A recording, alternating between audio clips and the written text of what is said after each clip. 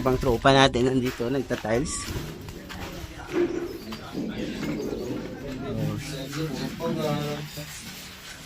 So ito yung tiler natin at ito merong pintor dito.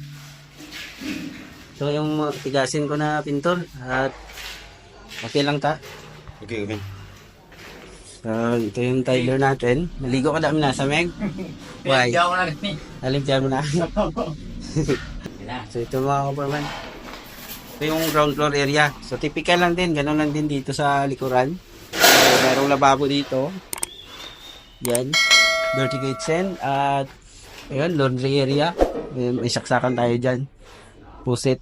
At ito, syempre, dito yung kanal. So lahat ng ano mga kaporman, dito dadaan. Ito kanal na to.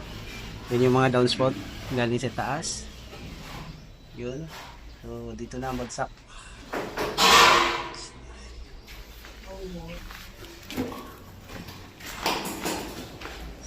So dito sa harapan, nagpa-clearing na tayo. Ang gulo-gulo dito mga kaporman. So nagpa-clearing tayo. Yan. Yung tropa natin.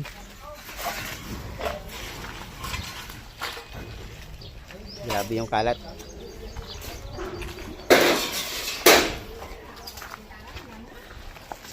Dito tayo sa second floor. At ayan. Ito yung design natin para dito sa second floor. So, iba siya. Hindi katulad dun sa ibaba natin ng mga CR.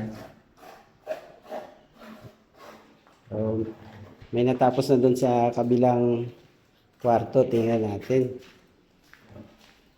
So, dito sa taas mga kapurman, 4 na kwarto ito.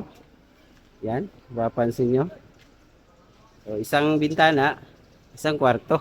At ito naman yung ano. Ito naman yung hagdanan. So, may bubong na yung hagdanan natin. Naka-insulation foam din.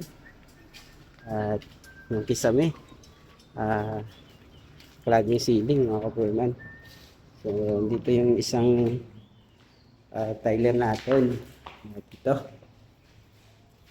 So, ibang design din dito mga kapurman yung kanyang accent at ito naman yung molding.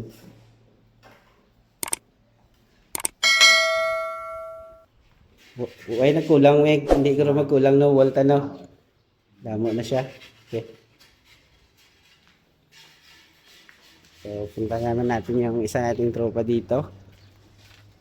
So, tatlo kasi sila mga kapurman. Okay. So, dito naman yung isang tiler natin. Tapos ni mga sanong tapos ni Meg. Buwas, tapos yung flooring na. Makatransfer ka lababo. Tulog babo sunod mo. Transfer eh? Oo. Lumiyaran ito lababo mo. Yara ito. Sa sulod, ang sagawa sa wifi yata. Ang diyan namin. Oo. Sulod na eh. Sige. Ay, upload rin. Nara naman na. Upload din na lang. Sige. Ipamugdan lang to. Okay. So, doon naman sa kabila, mayroon ng tiles din. So, malapit na rin matapos itong 4 na kwarto sa taas. So, dito pala. So, ito yun mga kapurman. So, yung design na yan mga kapurman, yung axle na yan, katulad din yung sa baba. Sa baba natin na tiles. At ayan, wala pang flooring. So, naka-waterproofing yung flooring natin. So, yun lang mga kapurman yung update natin dito. Yun.